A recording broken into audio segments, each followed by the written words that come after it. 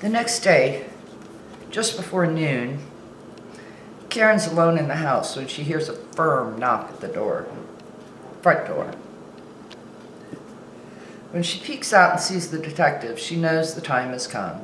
She has only a moment to pull herself together before she opens the door. Rosbach stands on the front porch looking more serious than she has yet seen him. That's how she knows. They figured out who the dead man is. "May we come in?" he asks, his tone surprisingly gentle. She pulls open the door. She wants it to be over. She cannot bear the tension anymore. "Is your husband home?" Rosbach asks. She shakes her head. "Do you want to call him? We can wait." "No, that won't be necessary." She feels calm, detached, as if none of this is really happening. It's like a dream, or as if it's happening to someone else. She's lost her opportunity to flee. It's too late now. Rosbach says, "Karen Cupp, you are under arrest for the murder of Robert Traynor. You have the right to remain silent. Anything you say can and will be used against you in a court of law. You have the right to an attorney." She holds out her hands in front of her as Jennings puts the handcuffs on her. Her legs suddenly go weak. She tells herself she will not faint. Hears, as if from a distance, "Catch her!" She feels strong arms at her back, and then nothing. Tom bolts out of the office and races to the police station. Jack Calvin has called him and told him that Karen is already there under arrest. Calvin, too, is on his way. Tom's knuckles are white from squeezing the steering wheel, and he's clenching his jaw hard. His world is coming completely apart. He doesn't know what to do, how to act. He hopes Jack Calvin will be able to advise him. He was expecting this, but it's still a shock. You don't exchange wedding vows expecting one day to hear that your wife is at the police station under arrest for murder. He stops at a red light. He doesn't understand Karen. He doesn't understand why she did it. There were other options. She could have told him. They could have gone to the police. Why didn't she go to the police? She didn't have to go there that night and kill that son of a bitch. The light changes and he pulls ahead impatiently with a jerk. He's angry at her for lying to him, for bringing this madness down upon them unnecessarily. She's going to go to prison. He'll have to visit her there. He feels for a moment like he might throw up. He pulls over into a store's parking lot to wait for the feeling to pass. Now he's grateful that they hadn't yet had children. Thank God, he thinks bitterly for that. Karen is sitting in an interview room with her lawyer on her right side, waiting for the detectives to arrive.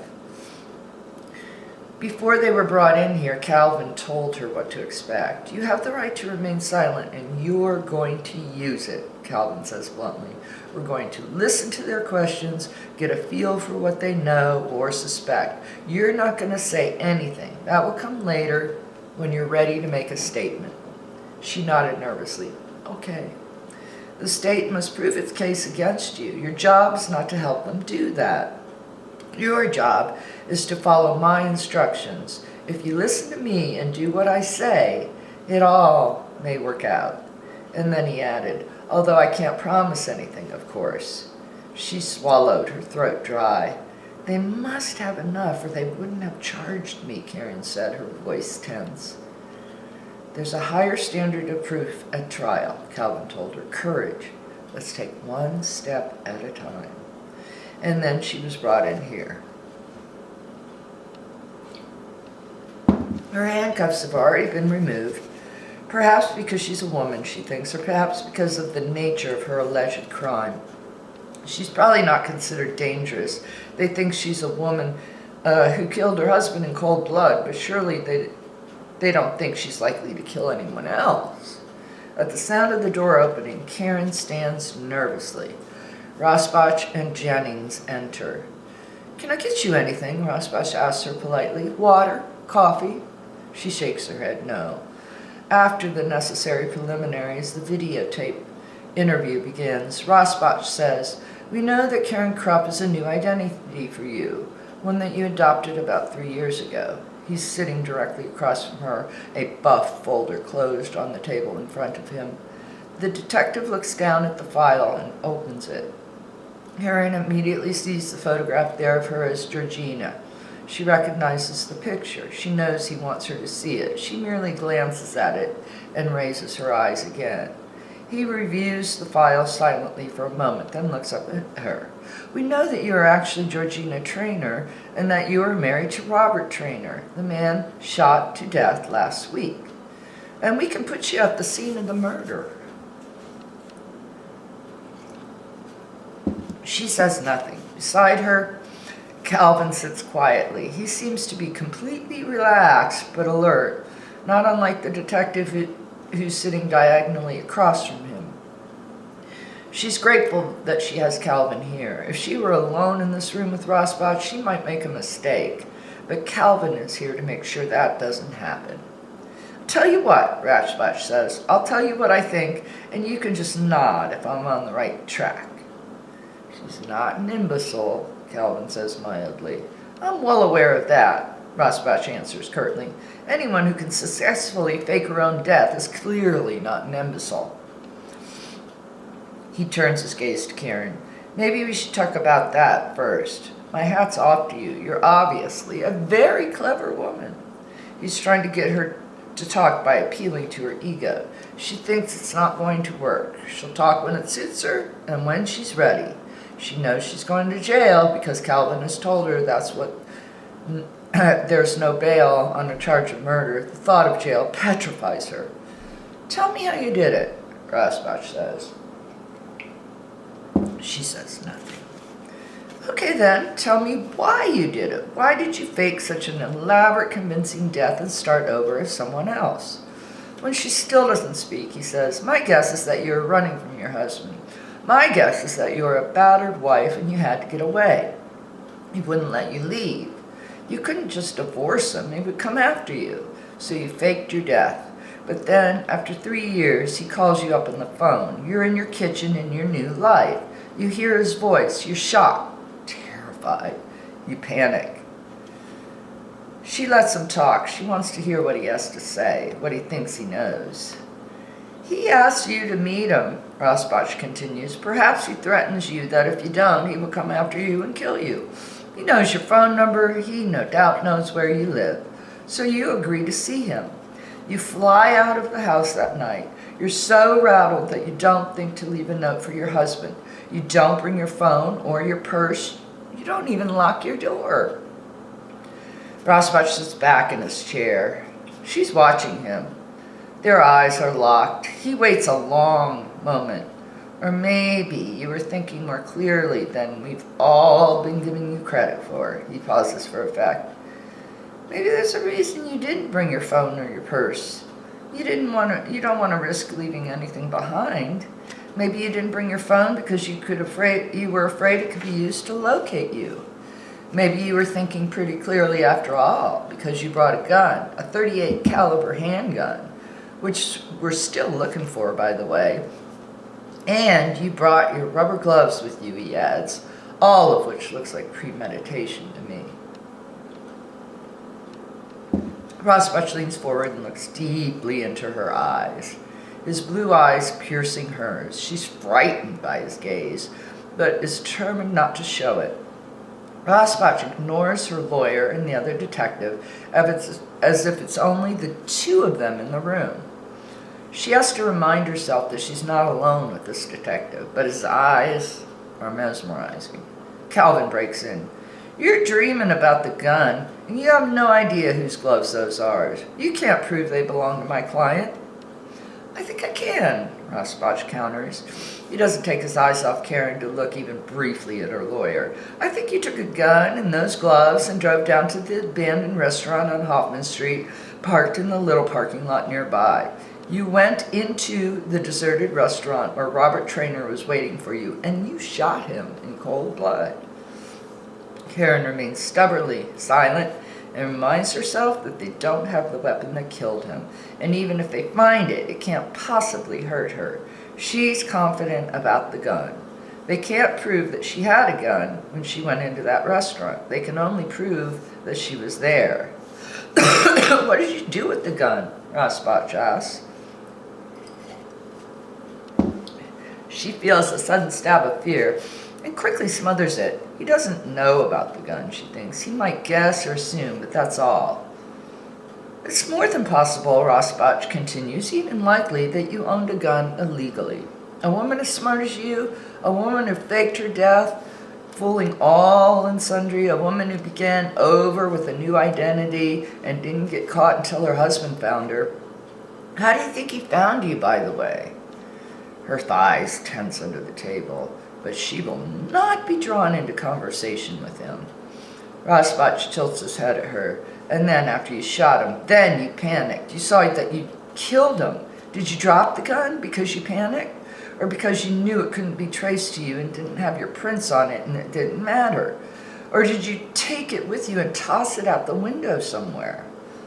The detective pushes himself away from the table, and then sudden movement startles her and she flinches in her seat.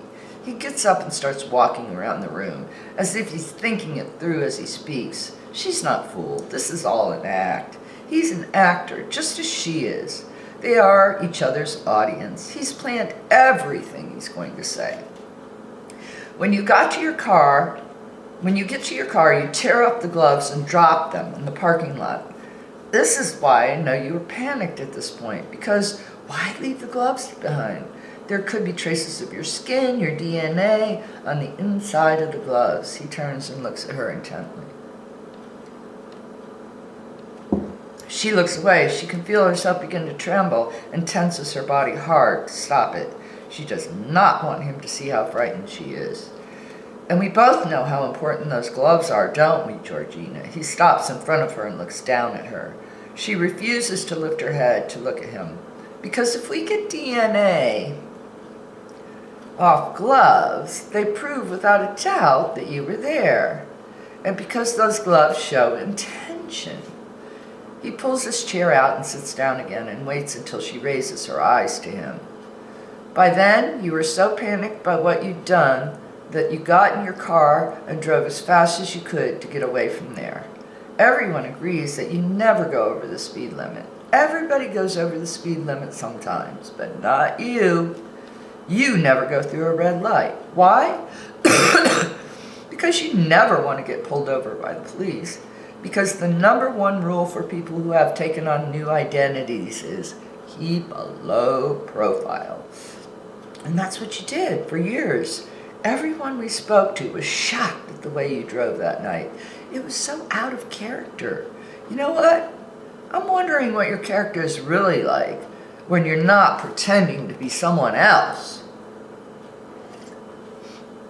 He's getting to her. She feels angry and threatened, but she must remain in control. She wonders why her lawyer doesn't say something. She knows she can't deny who she is. They can easily prove that she's Georgina Trainor. They know she faked her death and ran away and took on a false identity. These are things she will admit to. She might have to admit that she was there, but they cannot prove that she killed him. They have no weapon, no witness. They have motive, though, and that's what scares her. She had plenty of motive to kill her husband, and they all knew it.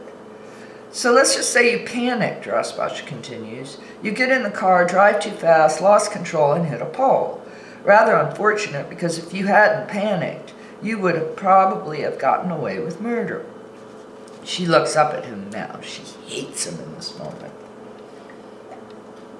If you'd calmly driven home, put the gloves back in your kitchen, made up some story for your husband about where you'd been, then no one would have ever connected you to the dead body in that abandoned restaurant. We would eventually have figured out who he was, and we would have seen that his wife had predeceased him years earlier, but that's it. That would have been the end of it as far as you're concerned. There wouldn't have been any red flags, no car accident, no tire tracks, no gloves to connect you to the crime. No one to look at you and find out that you're not who you say you are. You have gone on with your nice suburban life with your new unsuspecting husband. She wanted to slap Excuse me. She wanted to slap his smug, superior face. Instead, she drives her fingernails into the palms under the table where he can't see. But the thing is, I can understand why you did what you did. I really can.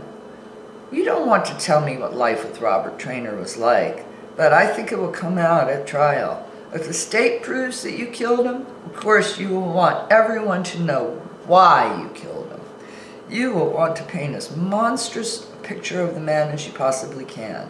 More power to you. He probably was a monster to drive a nice woman like you to murder. She looked straight ahead at the wall in front of her, digging her fingernails into her palms. I think that's all for now, Rosbach says. The interview is over.